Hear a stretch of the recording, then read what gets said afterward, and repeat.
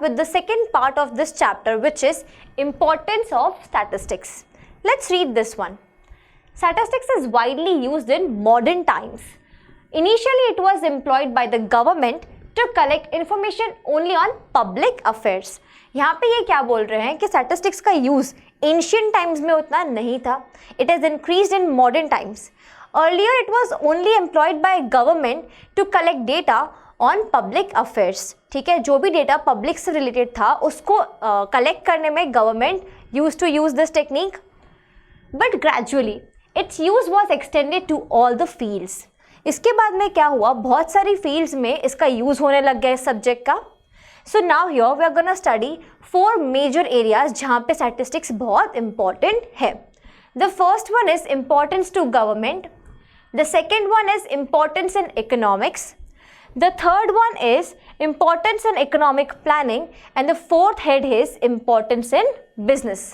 सिर्फ रीड करके नहीं छोड़ेंगे, will go and dig deeper under each sub head. Let's move to the first, which is importance to the government. Let's start reading this one.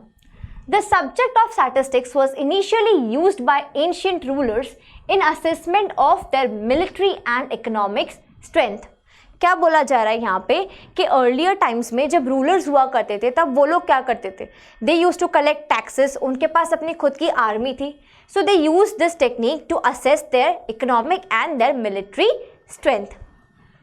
Gradually, its scope was enlarged to tackle other problems relating to the political activities of the economy. उसके बाद में उन लोगों ने क्या start किया, statistics का use किया जहाँ पे वो लोग पॉलिटिकल एक्टिविटीज़ का भी असेसमेंट करने लगे. The next point is, in the present scenario, government collects the largest amount of statistics for various purposes. अब देखो यहाँ पे, let me give you a simple example. जब गवर्नमेंट सेंसस की इंफॉर्मेशन कलेक्ट कर रही होती है, सेंसस सर्वे कर रही होती है, तब गवर्नमेंट ये नहीं सोच रही होती है कि हम इसी डेटा को लिटरेसी रेशियो के लिए यूज़ कर सकते हैं, एम्प्लॉयमेंट रेशियो के लिए यूज़ कर सकते हैं. But yes, there are various other purposes जिस पे आप यूज़ कर सकते हो उस डेटा को, है ना. So this way you understand the point of collecting data for various purposes. The next one is the role of government has increased and requires much greater information in the form of numerical figures to fulfill the welfare objectives in addition to the efficient running of the administration. Earlier क्या होता था, जो rulers थे वो लोग अपनी जनता के लिए कुछ भी करते थे तो जनता खुश हो जाती थी कि वाओ, हमारे रूलर ने हमारे बारे में सोचा, कुछ किया हमारे लिए. बट अभी जो हमारा कंज्यूमर है, जो अभी हमारे सिटीजन्स हैं, वो लोग बहुत अवेयर है और उन्हें पता है कि वो गवर्नमेंट से कितनी चीज़ें एक्सपेक्ट कर सकते हैं, गवर्नमेंट कितना टैक्स कलेक्ट करती है ना, हमारे लिए क्या क्या किया जा सकता है, हमारे एम्प्लॉयमेंट रेशियो को ठीक किया जा सकता है, हमारे लिटरेसी रेशियो को ठीक किया जा सकता है. So you tend to expect from government कि वो आपके लिए कुछ वेलफेयर ऑब्जेक्टिव्स फुलफिल करे. और वो कब पॉसिबल है, जब गवर्नमेंट के पास में न्यूमेरिकल फिगर्स में डेटा होगा. तो उससे क्या होगा, वो आपके लिए वेलफेयर ऑब्जेक्टिव्स फुलफिल करेंगे और उनका रनिंग एडमिनिस्ट्रेशन जो है वो और एफिशिएंट हो जाएगा. The next point is popular statistical methods such as time series analysis, index numbers, forecasting and demand analysis are extensively used in formulating economic policies. ये कुछ टेक्निक्स हैं जो हम आगे पढ़ने वाले हैं. दीज आर फ्यू एनालिसिस जो हम आगे देखने वाले हैं. Let's talk about index numbers. ये चैप्टर है इसके ऊपर सेपरेट. यहाँ पे आप क्या देखोगे, you can calculate price index number, you can calculate cost of living index, you can also calculate inflation rate through index numbers. So this can help you to formulate economic policies for regarding matters, for the related matters. The last point of this slide is, in the democratic country like India, various political groups are also guided by statistical analysis regarding their popularity in the masses. Now we belong to Gujarat, है ना. हमारी जो virtual की team है पूरी गुजरात से function कर रही है. गुजरात में बहुत सालों से किसका रूल चल रहा है, बीजेपी पार्टी का. So they have a statistical analysis in their hand. उनके पास में ये फिगर्स हैं कि यहाँ पे लोगों के बीच में उनकी जो पॉपुलैरिटी है, popularity among the masses is more as compare to Maharashtra और एज कम्पेयर टू यूपी और एनी अदर स्टेट.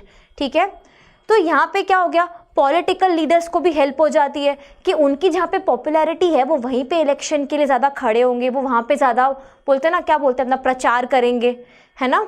तो ये उनके लिए ईजी हो जाता है। यहाँ तक आपने क्या देख लिया कि गवर्नमेंट को स्टैटिस्टिक्स कैसे हेल्प करता है and how it is important to them in this field. Let's move on to the next topic which is importance of statistics in economics. Statistics is an indispensable tool for proper understanding of various economic problems. This point says कि आपके जो various economic problems है उसको समझने में आपकी help कौन कर सकता है? Statistics.